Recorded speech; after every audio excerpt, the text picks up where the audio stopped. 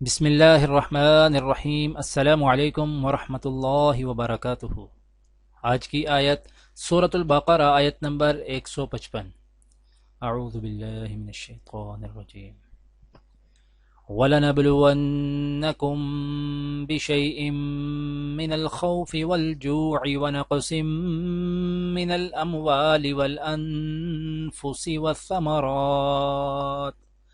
وَبَشِّرِ الصَّابِرِينَ۔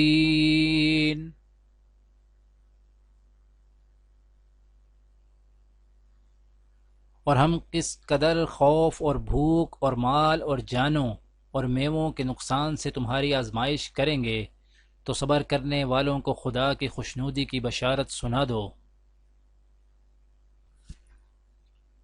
آج کی دعا: ربنا اغفر لنا ولإخواننا الذين سبقونا بالإيمان ولا تجعل في قلوبنا غلا للذين آمنوا ربنا إنك رؤوف رحيم۔ اے ہمارے رب، ہمیں اور ہمارے ان سب بھائیوں کو بخش دے جو ہم سے پہلے ایمان لائے ہیں، اور ہمارے دلوں میں اہل ایمان کے لیے کوئی بغض نہ رکھ۔ اے ہمارے رب، تو بڑا مہربان اور رحیم ہے۔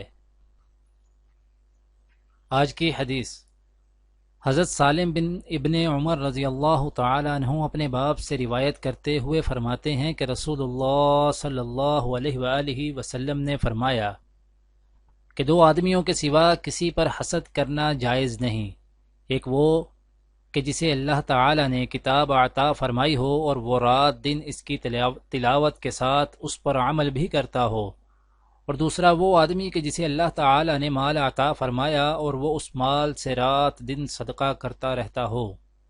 دعا ہے کہ اللہ تعالی دنیا اور آخرت کی تمام بھلائیاں عطا کرے، عمل کی توفیق دے۔ سبحان ربک رب العزت عما یصفون وسلام علی المرسلین والحمد للہ رب العالمین، آمین۔